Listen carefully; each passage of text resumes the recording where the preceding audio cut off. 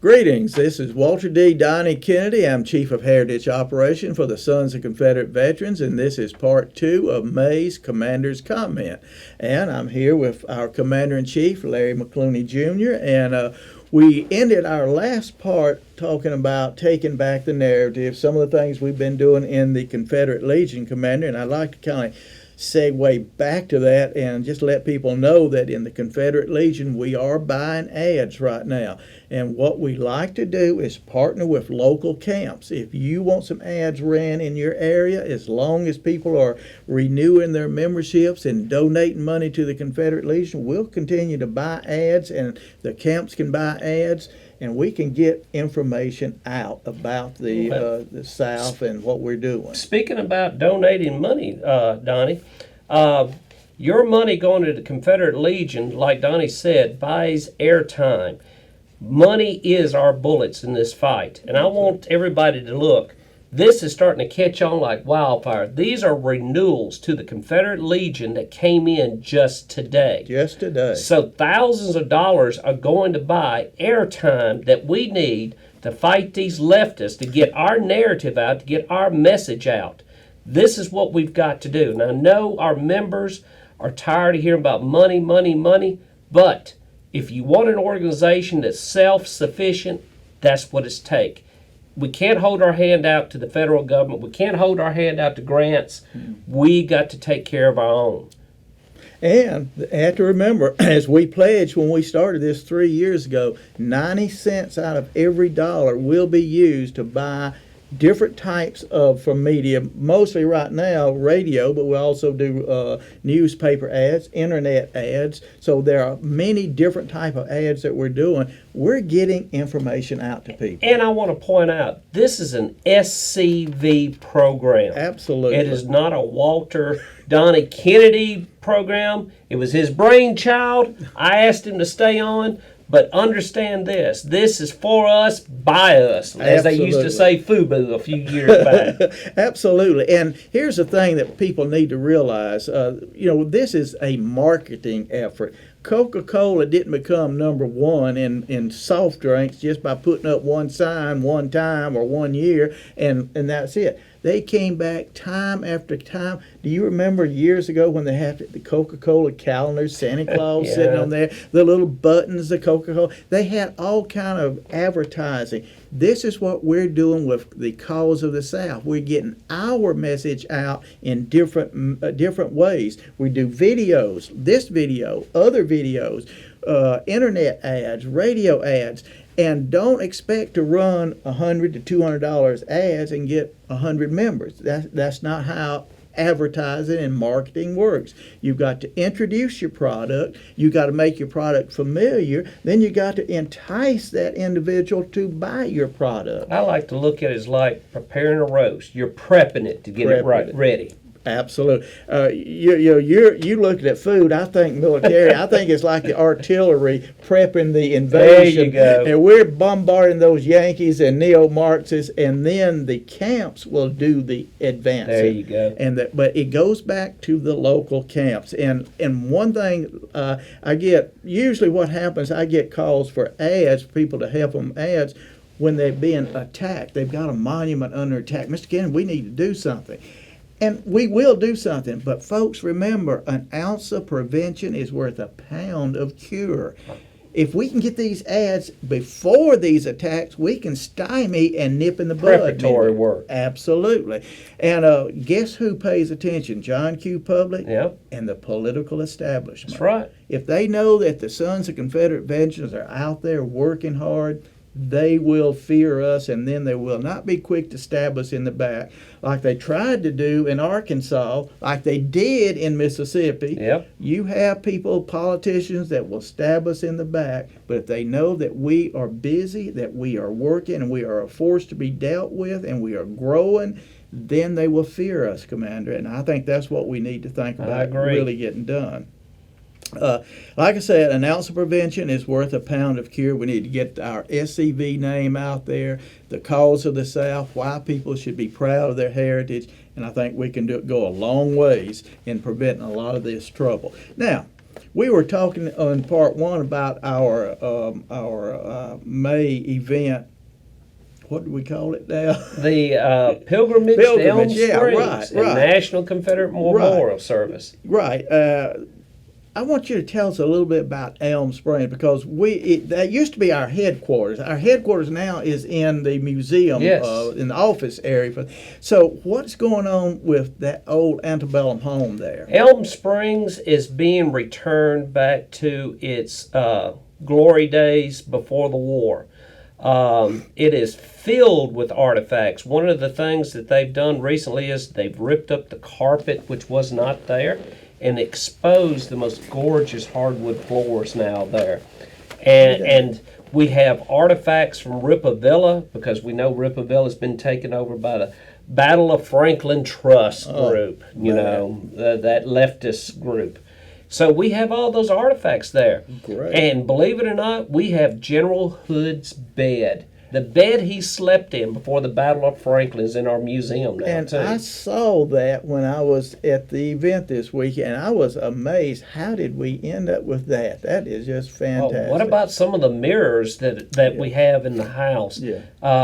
Some of those mirrors are like $12,000+ a piece, and we've got 8 of them.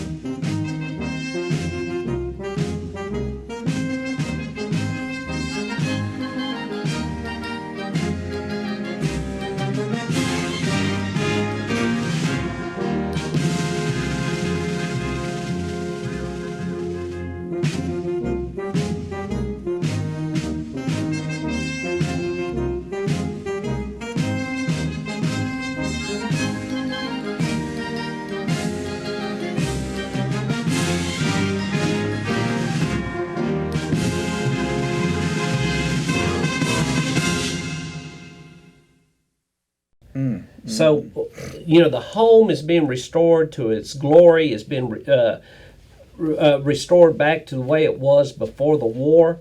And it's meant to be a tourist attraction. Some people, we have a little bit of everything that people may be interested in seeing. If you want to see a home, you want to go to the museum, you want to walk the grounds, we've got something for everybody there. If you want to bring a picnic basket, we've got many acres of grounds to sit up under a tree and have a picnic there. There you go. But the great thing is we want to make everybody feel that you can come there and it's like coming home. And I want to say, from a personal point of view, I was on the GEC back when we originally bought that property, and when and I remember going the first couple of times I shook my head and said, "Oh, we got a lot of work ahead of us," and now it's beautiful.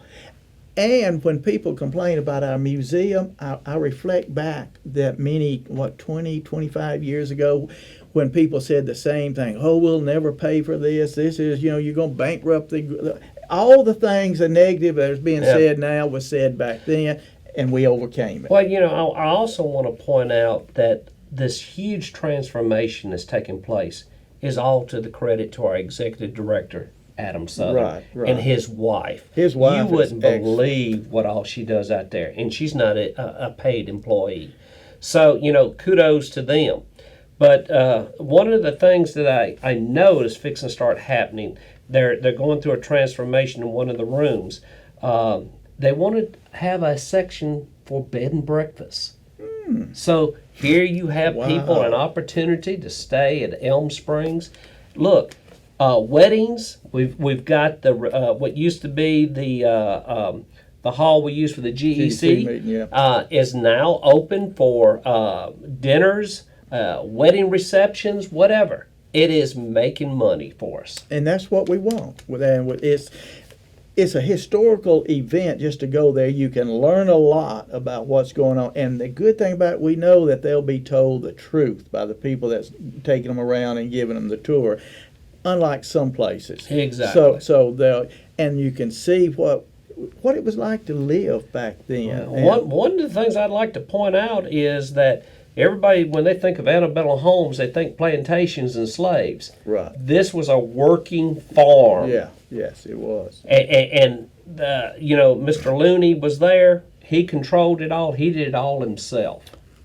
That it's an amazing piece of property. How many acres around there, approximately? I know. I'm not exactly sure, Donnie, but I do know one thing. It was called Elm Springs for a reason because of the springs that were there. And we've discovered some of the spring wells, and eventually we're going to start bottling Elm Springs water. How about that? That's unique.